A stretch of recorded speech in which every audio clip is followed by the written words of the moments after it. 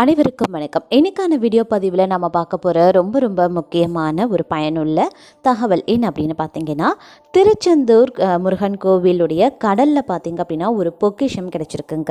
அதாவது கல்வெட்டாய் வந்த முருகன் சொன்ன ரகசியம் அந்த கல்வெட்டில் பதிக்கப்பட்டிருக்கிறதாகவும் பக்தர்கள் நம்புகிறாங்க அப்படின்னு சொல்லலாம். இதனால் பூரித்து போயிருக்காங்க பக்தர்கள்.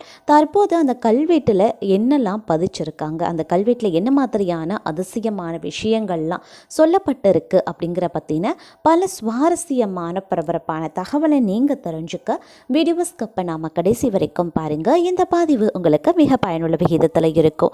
வீடியோக்குள்ளே போகிறதுக்கு முன்னாடி இது வரைக்கும் நீங்கள் நம்ம சேனலை சப்ஸ்கிரைப் பண்ணலைன்னா உடனே சப்ஸ்கிரைப் பண்ணிக்கோங்க. அப்படியே பக்கத்தில் இருக்கக்கூடிய நோட்டிஃபிகேஷனுக்கான பெல் பட்டனையும் ப்ரெஸ் பண்ணிக்கோங்க. சரி நேயர்களே, வாங்க வீடியோக்குள்ளே போகலாம். உலக புகழ்பெற்ற திருச்செந்தூர் முருகன் கோவில் அருகே கடலில் 2 கல்வெட்டுகள் கண்டுபிடிக்கப்பட்டிருக்குங்க. அதில் குறிப்பிட்டிருக்கக்கூடிய செய்தியால் பக்தர்கள் பக்தி பரவசத்தில் ஆழ்ந்திருக்காங்க. மேலும் பக்தர்கள் தமிழக அரசுக்கு முக்கிய கோரிக்கை ஒன்றையும் விடுத்திருக்காங்களாம். அதாவது கல்வெட்டில் இருந்தது என்ன, பக்தர்களினுடைய கோரிக்கை என்ன அப்படிங்கிறத குறித்து விரிவாக இப்போ நாம் தெரிஞ்சுக்கலாம். அதாவது முருகனினுடைய அறுபடை வீடுகளில் 2வது படை வீடாக விளங்குகிறது திருச்செந்தூர் சுப்பிரமணிய சுவாமி கோவில். இந்த கோவிலுக்கு நாள்தோறும் ஏராளமான பக்தர்கள் வருகை தருகிறாங்க. திருவிழா நாட்களில், அது மட்டும் இல்லாமல் விடுமுறை தினங்களில் அப்படின்னு சொல்லி ஏராளமான பக்தர்கள் வருகை தந்து கொண்டு தாங்க இருக்காங்க. முருகப்பெருமானினுடைய அறுபடை வீடுகளில் கடல் சார்ந்த பகுதியாக விளங்கக்கூடிய ஒரே திருத்தலம் அப்படின்னு சொன்னால் அது திருச்செந்தூர் முருகன் கோவில் அப்படின்னு சொல்லலாம். இதற்கென்று இந்த கோவிலுக்கு ஒரு தனி சிறப்பு அப்படின்னு இருக்கிறது. அதிலும் பார்த்திங்க அப்படின்னா பௌர்ணமி தினங்களில் ஏராளமான பக்தர்கள், அதாவது ஆயிரக்கணக்கான லட்சக்கணக்கான பக்தர்கள் அந்த பௌர்ணமி தினத்தில் கடற்கரையில் ஒரு நாள் தங்கி அவங்க தங்களுடைய பிரார்த்தனைகள் வைத்தாங்க அப்படின்னா அவர்களுக்கு வைக்கக்கூடிய பிரார்த்தனைகள் உடனுக்குடன் நிறைவேறுவதாக தற்போது ஒரு ஐதீகமும் பெரிய அளவில் பரவிட்டு வந்திருக்கு அப்படின்னு சொல்லலாம். அது மட்டும் இல்லாமல் பௌர்ணமி தினங்களில் அதிக அளவில் பார்த்தோம் அப்படின்னா திருச்செந்தூர் சுப்பிரமணிய சுவாமி கோவிலுக்கு பக்தர்கள் வருகை அதிகரித்து கொண்டே போயிட்டுருக்கு. திருச்செந்தூர் கடல் அமாவாசை பௌர்ணமி தினங்களில் உள்வாங்குவதும் தற்போது வழக்கமாகவே இருக்கிறது. இது கூடுதல் சிறப்பாக திருச்செந்தூர் கோவிலுக்கு அமையப்பெறுகிறது அப்படின்னு சொல்லலாம். இந்த நிலையில் பார்த்தோம் அப்படின்னா கடந்த சில தினங்களாக புயல் மற்றும் கனமழை காரணமாக மாலையில் திடீரென திருச்செந்தூர் கடல் உள்வாங்கி காணப்பட்டிருக்கு. இந்த நிலையில் நேற்று சுமார் 80 அடிக்கு உள்வாங்கி காணப்பட்டிருக்குங்க கடல். இந்த நிலையில் திருச்செந்தூர் நாழி கிணறு பகுதியில் இருந்து ஐயா கோயில் வரைக்கும் 500 மீட்டர் தூரத்திற்கு பச்சை படிந்த பாறைகள் வெளியே தெரிந்திருக்கு. இதற்கிடையில் பக்தர்கள் கடல் உள்வாங்கிய பகுதியில் நீராடிய போது ஒரு 4 அடி உயரம் கொண்ட பெரிய கல்வெட்டு தென்பட்டிருக்கு. அதை பக்தர்கள் சேர்ந்து கடல் உள்வாங்கி காணப்பட்ட பாசி படிந்த பாறையின் மேலே வைத்து போயிருக்காங்க. அந்த கல்வெட்டில் தமிழ் எழுத்துக்கள் பொறிக்கப்பட்டிருக்குங்க. ஆனால் கடலில் கிடந்தது அப்படிங்கிறதுனால அதில் இருக்கக்கூடிய எழுத்துக்கள் சரியாக தெரியலை அப்படின்னு சொல்லப்பட்டிருக்கு. இது குறித்த தகவல் அறிந்தவுடன் திருநெல்வேலி மனோன்மணியம் சுந்தரனார் பல்கலைக்கழக தொல்லியல் துறை தலைவர் பேராசிரியர் சுதாகர் மற்றும் பேராசிரியர் மதிவாணன் ஆகியோர் நேரில் ஆய்வை மேற்கொண்டிருக்காங்க. அப்போது கடல்பாறை மேல்கடந்த கல்வெட்டை எடுத்து படிக்க தொடங்கியிருக்காங்க. அதற்காக மைதா மாவை அந்த கல்வெட்டில் தடவி கல்வெட்டில் இருக்கக்கூடிய எழுத்துக்களை தெளிவுபடுத்தி படிச்சிருக்காங்க. அதை அங்கு நின்ற பொதுமக்களும் பக்தர்களும் பார்த்திருக்காங்க. அந்த கல்வெட்டில் மாதா தீர்த்தம் என தொடங்கியிருக்கு. இந்த தீர்த்தத்தில் குளித்தால் சொர்க்கம் செல்லலாம் என பொறிக்கப்பட்டிருக்கு. அந்த கல்வெட்டில் மொத்தம் 15 வரிகள் பொறிக்கப்பட்டிருந்ததுங்க. அதை தொடர்ந்து பேராசிரியர்கள் கடற்கரை பகுதியில் கள ஆய்வு மேற்கொண்டிருக்காங்க.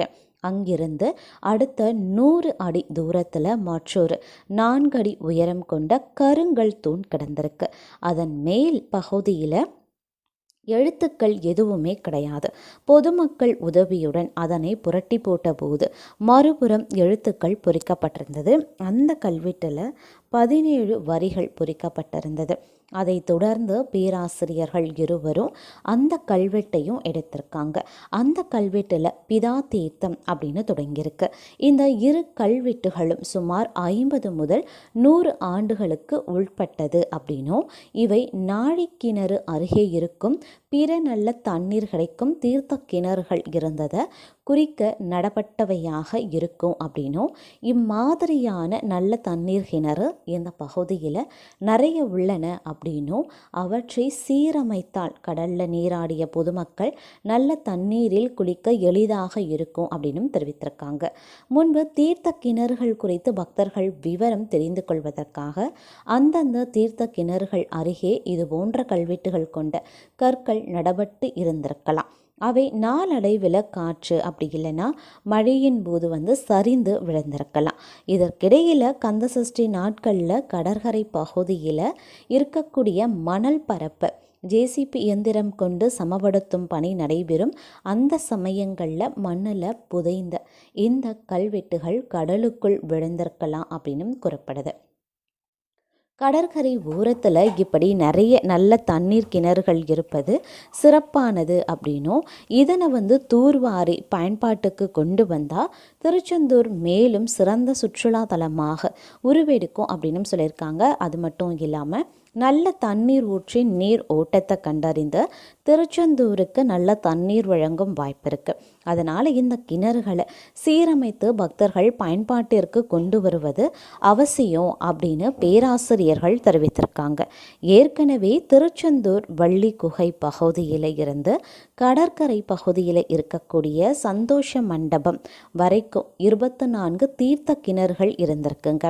குறிப்பாக சொல்லணும் அப்படின்னா லக்ஷ்மி தீர்த்தம், துர்கா தீர்த்தம், நாழி கிணறு தீர்த்தம், செல்வ தீர்த்தம், மாதா தீர்த்தம், பிதா தீர்த்தம் அப்படின்னு பல்வேறு தீர்த்தங்கள் இருந்திருக்கு. அவை பல்வேறு காரணங்களால் மூடப்பட்டும் இருந்திருக்கு. தற்போது நாழி கிணறு தீர்த்தம் மற்றும் செல்வ தீர்த்தம் மட்டும்தான் பயன்பாட்டில் இருந்து வந்துட்டுருக்கு. நாழி கிணறு தீர்த்தத்தில் பக்தர்கள் நீராடுறாங்க.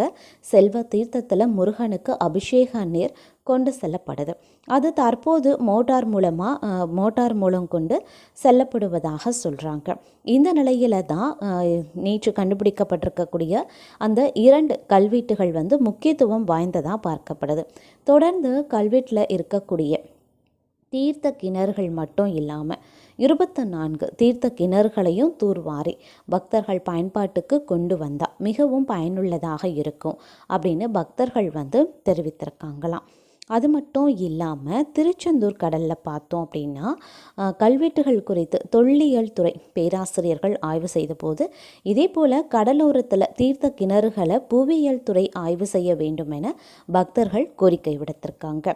அறுபடை வீடுகளில் 2வது படை வீடான திருச்செந்தூர் சுப்பிரமணிய சுவாமி கோவில் மட்டும்தான் கடற்கரையோரம் இருக்குது. இங்கு புனித நீராடக்கூடிய கடலுக்கு அருகில் நாழி கிணறுகள் உள்ளிட்ட 24 தீர்த்த கிணறுகளும் இருக்குது.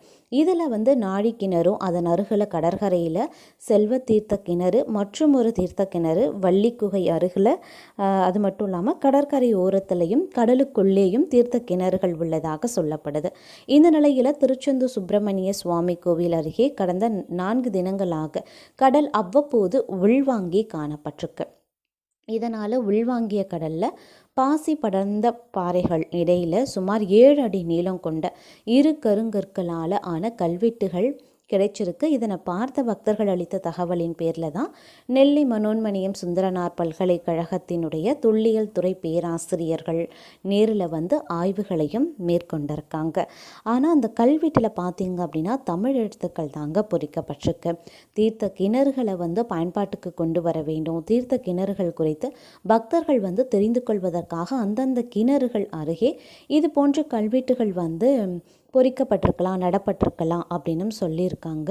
அது மட்டும் இல்லாமல் தற்போது அந்த தீர்த்த கிணறுகள் அப்படிங்கிறது தூர்வாரப்பட வேண்டும். அது பக்தர்களினுடைய பயன்பாட்டிற்கு கொண்டு வர வேண்டும் அப்படின்னு சொல்லிட்டு கோரிக்கை மக்கள் மத்தியில் எழுந்திருக்கு. இதை விரைவில் இந்த கோரிக்கைகள் நிறைவேற்றப்படும் அப்படின்னு எதிர்பார்க்கப்படுகிறது அப்படின்னு சொல்லலாம்.